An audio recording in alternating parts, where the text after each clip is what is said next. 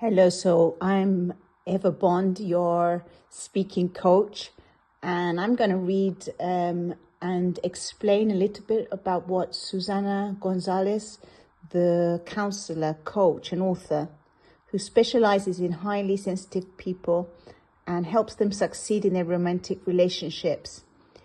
She has a few questions to ask about being highly sensitive. So a few questions are, do you find perhaps that others say you are just too sensitive or you can't let things go? It can be extremely painful to hear that, especially from people that you care about. And it can make you feel immensely alone, as if you're not understood, or worse, as if you're weak or not enough.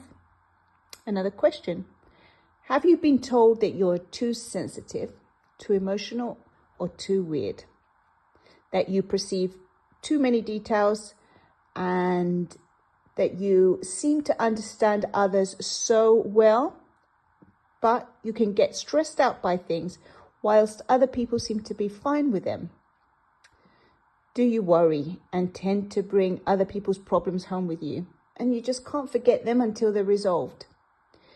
Yet you know you're really good at helping others, but who's there to help you when the world feels too much? When someone that you care about is hurt, you feel it deeply. When somebody needs to vent, you are there to listen. When you see things going wrong, you feel responsible for fixing them, even if no one listens to you.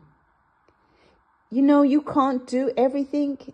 You understand that everyone has to do their own homework, but how do you go from knowing that to feeling and living it, and living happily and free from that burden with a clear conscience? It can be confusing and exhausting to carry guilt, to be overly accommodating, and to feel like you just don't have the breathing room that you need. You may have experienced situations with people that have left you questioning yourself, your perceptions, and your abilities, and that can make you feel flawed in some way. You tend to avoid letting people into your life, fearing betrayal, loss, or rejection. And as a result, you're defensive and have difficulties at work or in your personal life and in relationships. You have deep wounds that need healing, such as abuse or trauma, and it can be overwhelming to think that you would need to confide these stories and experiences to someone to help you find healing and peace. If we work together, you will achieve stopping feeling the burden for others due to depression. You will save time and money by training yourself to overcome trauma and weaken self-esteem, which will help you seize the wonderful opportunities that life offers you. You can free yourself once and for all from your fears, shame, and guilt. Life without internalizing what you keep silent because you don't know how others will take it, which can cause chronic illness, such as irritable bowel syndrome, or chronic fatigue, fibromyalgia, stress. You can have a happy and lasting partner and family life without traumas or dramas, because you will know how to manage your own emotions and transmit them without aggression or pain. You will be able to talk about how you feel without fear of conflict. Identify people who are right for you and those who are not, and forge close friendship. Overcome overstimulation and saturation. Promote a life of self-care and mindfulness, and shine with your own light and stop hiding. I help sensitive people who hide and blame themselves to create more compassion, acceptance, and health for themselves, and to take advantage of their innate abilities through integrative psychological therapy, integral breath coaching.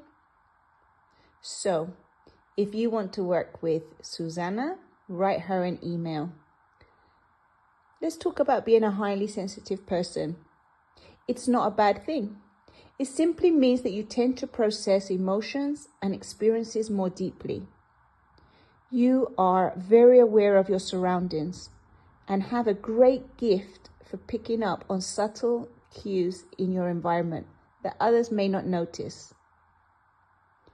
Since highly sensitive people tend to pick up on these subtle cues and process them more deeply than other people, it's no surprise that they commonly feel overwhelmed when they experience things that aren't so subtle.